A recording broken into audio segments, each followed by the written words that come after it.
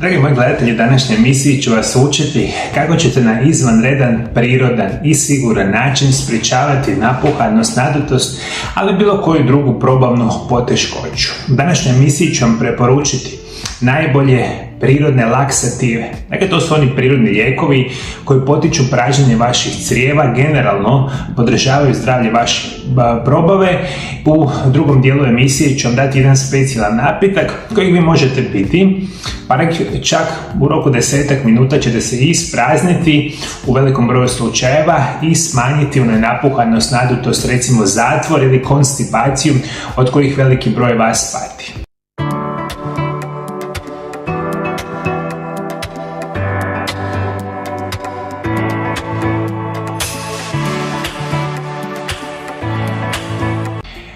Moderan način života je, ajmo tako reći, izrodio nevjerojatan broj bolesti koji su daleko najčešći problemi modernog čovjeka. Jedan od najvećih problema svakog ili većine osoba modernog svijeta, specijalno osoba srednje i starije životne dobi, je zatvor, nadutost, konstipacija i mnoge druge probavne poteškoće, poput gerda, gastritisa, SIBA, ulceroznog kolitisa, netolerancije na gluten, na laktozu. Puno toga je danas nekoliko stotina puta više postotaka osoba oboljelo nego recimo prije 30 do 40 godina. Zato je ključ, naravno, zdravog načina života prirodni lijekovi, ciljane režimi prehrane, i onda ćete se na prirodan i siguran način rješavati ovakvih problema. Danas ću govoriti o prirodnom čišćenju crijeva. Saznaćete koji su najbolji prirodni lijekovi za sprječavanje konstipacije i nadutosti. Te ću vam dati specijalni recept za uklanjanje nadutosti za 10 minuta. Zatvor je jedna od najčešćih zdravstvenih problema koji pogađa oko 16% odraslih i 1 od 3 odrasle osobe starije od 60 godina.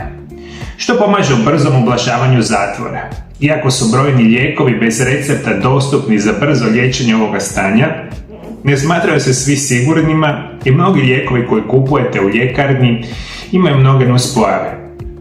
A to želimo izbjeći. Umjesto toga postoje prirodni laksativi koji mogu jednako dobro djelovati na siguran način i bez nuspojava.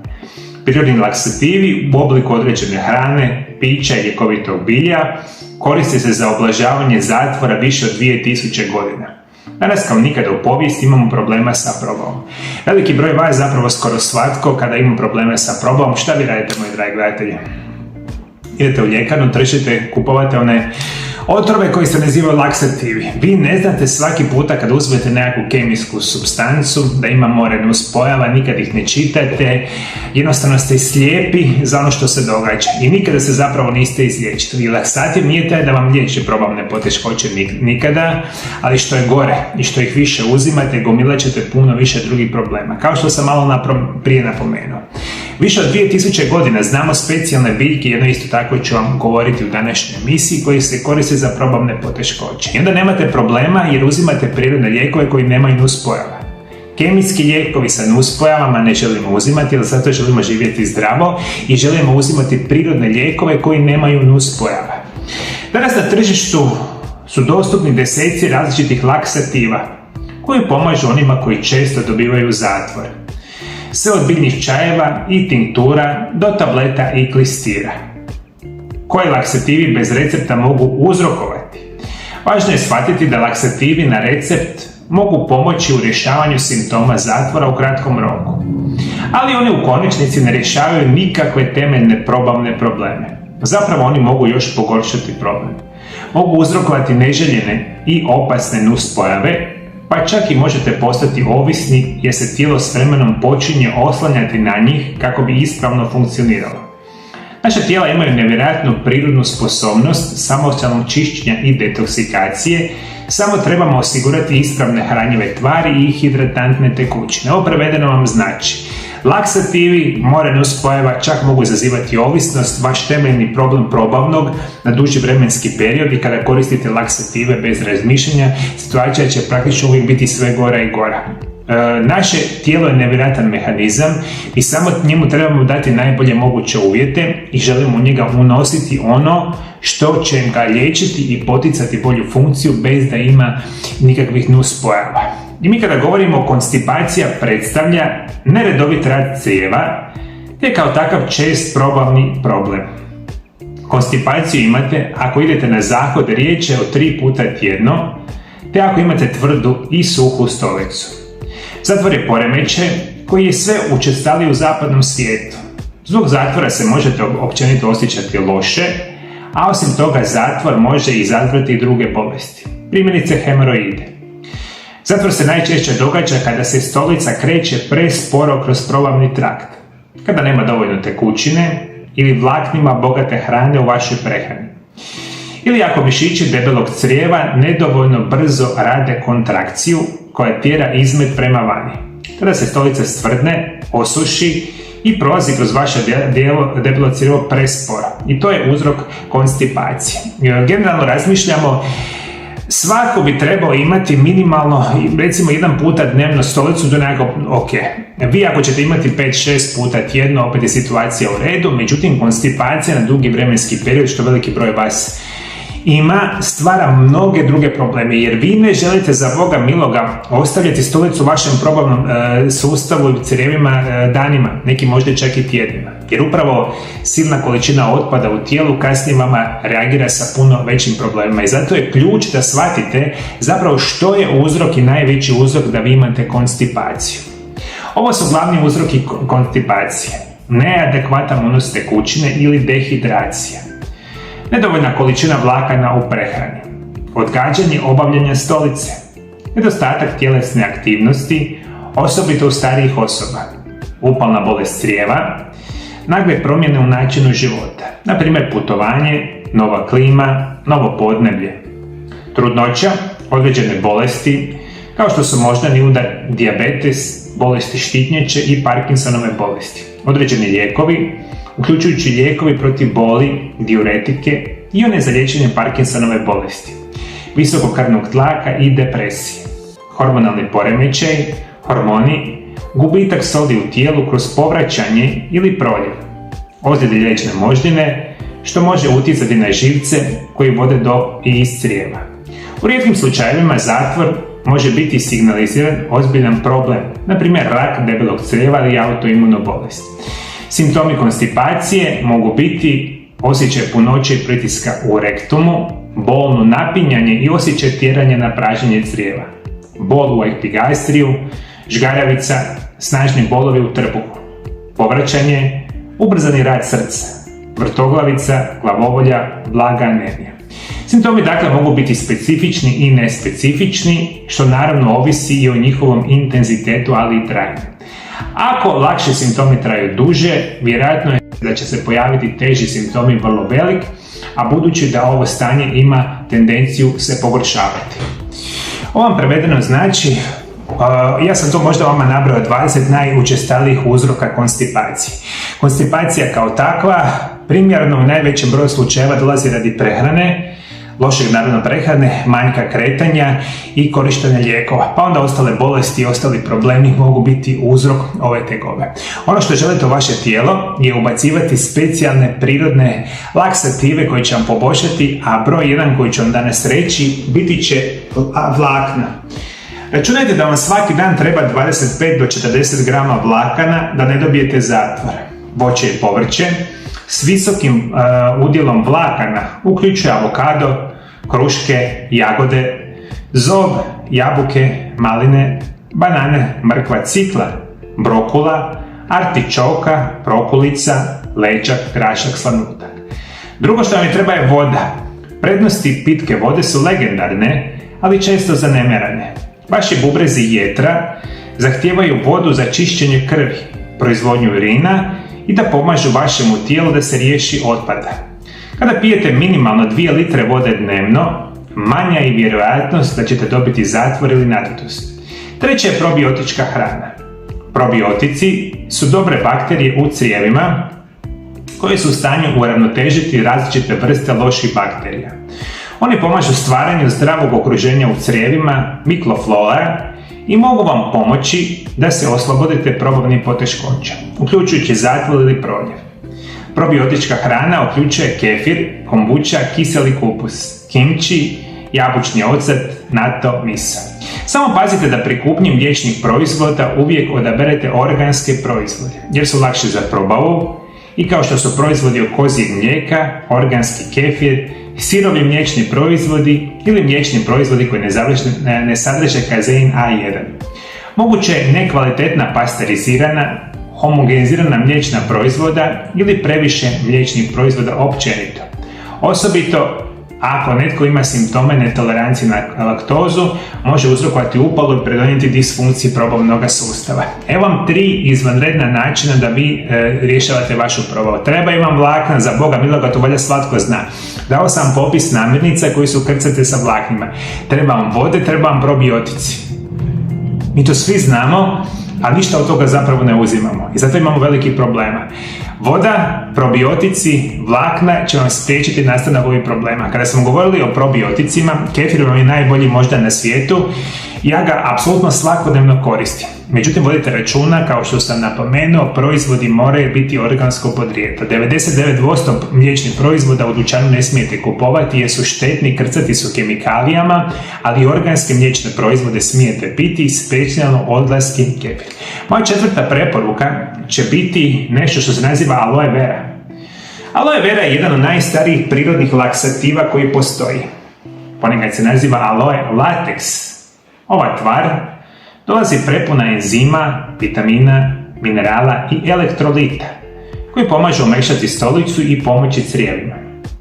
Na primjer, antrakvinoni su vrsta spoja prisutnih u aloe veri koji djeluju poput laksativa, povećanjem sadržaja crijevne vode, poticanjem izlučivanja sluzi i prirodnim povećavanjem crijevne peristaltike. Kontrakcije koje razrađuju hranu. Aloe vera latex također ima protuupalne komponente koje smanjuju oticanje i poboljšavaju funkciju probavnih organa. Olakšavaju prolazak pražnjenja crijeva.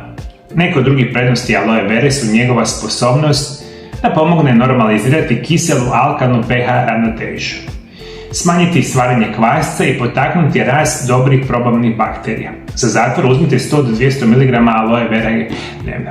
Aloe vera je jedan od genijalnih biljaka, poznajemo preko 2000 godina unatrag, podrijetlom je iz Australije, nevjerojatna biljka za mnoge bolesti. Vi nju vjerojatno znate kao pomoć prilikom kožnih oboljenja, opeklina i drugih situacija, međutim jako mali broj zapravo zna da aloe vera je genijalan način podržavanja naše probave i jačanja našeg imuniteta. Imate kupiti forme kapsule, imate kupiti forme praha, čak imate kupiti i recimo napitke na bazi aloe vera. Ključ kao i uvijek da kupujete organski kvalitetne proizvode, nažalost 95% i više dodataka prehrani, napitaka i sličnoga što vi kupujete su kompletno smeće i neće vam ništa pomoći. Zato veliku i ključnu ulogu u vašem zdravlju imaju medicinski stručnjaci koji znaju koji su najbolji proizvođači dodataka prehrane na svijetu, kao i najbolji proizvođači recimo dodataka prehrane za aloe veru, i kada vi takvu aloe veru uzimate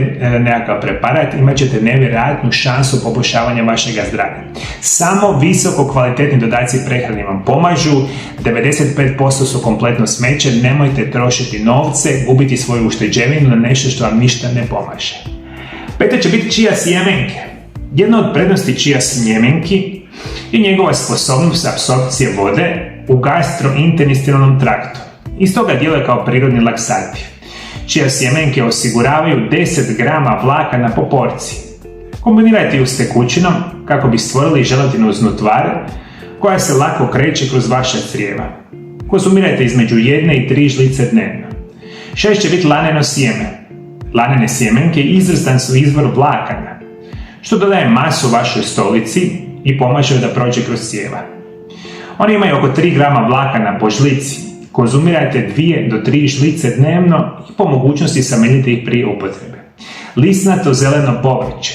Ne samo da su veliki izvor vlakana, nego i mnogih minerala i vitamina. Posebno ću istaknuti magnezij koji potiče redovnost stolice. Ovo je hrana koju želite jesti. Brokula, kelj, špinat, kupus, prokulica, blitva, raštika, zelena salata. perčin, potkočarka, rukola, listovi maslačka, kineski kupus, cikorija, tušt, portulak, porslan, mladi luk, listovi senfa, endivija, zelje od cigle. Sve što ne jedemo, sve što mrzimo jesti, mi drage volje ćemo radije otići u dućan, ne znam, brze hrane, restoran brze hrane, naručimo gomilu pomfrija, gomilu, ne znam, hamburgera, kupujemo slatkiše, grickalice i samo jedemo i onda mislimo zašto imamo problema probavnog tipa. Pogledajte, ovdje imate još 20 namirnica koje jedete i koje će vam značajno poboljšati zdravlje i probavu. Čija sjemenke, laneno sjemenke, za Boga miloga je zeleno listato povrće, najzdravije povrće na svijetu. Jedite zeleno listato povrće, zašto ga ne jedete? Sam Bog zna. Reću vam još nekoliko informacija koje ćete vam itekako pomoći. Psilium ljuskice, kokosova voda, sena rid, sok od šljive, čaj od sliksula brijestva, ricinusovo ulje, kaskara, sagrada, limun su među najboljim prirodnim laksativima. Za kraj vam želim dati napitak koji će ukloniti konstipaciju za manje od 10 minuta. U ovome napitku ćete imati nekoliko savršenih načina prirodnog čišćenja crijeva i rješavanja zatvora ili nadutosti. Ključni sastojci ovog napitka će biti voda, sol, limun i psilium ljuskice. Prva preporuka će biti da napitak popijete ujutro na tašte. Ako to niste u stanju, popijte napitak na tašte odmah ujutro, onda ga pijete 2 sata prije obroka. Kada očistite crijeva, a veliko vam je preporuka, odmah počnete uzimati probiotike, ima ih puno, rekli smo u kefiru i ne znam, bilo kojim drugim namirnicama probiotičkog tipa. Znači vam jedan napitak koji možete rijetko i ponekada konzumirati ga ako želite pokušati pročistiti vaše crijeva u kratkom vremenskom periodu. To se događa svima vama, rekli smo radi raznih situacija i ovaj napitak imat će ga jednu tekućinu koju ćete konzumirati u kratkom vremenskom periodu i onda ćete uz tu tekućinu u kratkom vremenskom periodu pokušati potaknuti začepljenjenu suhu stolicu da počne izlaziti naravno van. Sastojci su 2 male žlice morske soli ili himalajske soli, staklenka od 1 litre, 1 litra tople filtrirane vode, 1 velika žlica psilium ljuskica te sok od pola limuna. Prvo zagrijte 1 litru vode na štednjaku, ali ne da voda postane kipuća, nego malo toplije od sobne temperature. Toplu vodu presipajte u posudu sa poklopcem, dodajte 2 žlice morske soli ili himalajske soli, te sok od pola limuna, sve dobro promiješati. Sada možete piti tekućinu.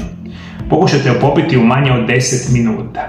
Legnite na bok i počnite lagano masirati stomak. Prvo lezite na bok, pa nakon toga drugi bok.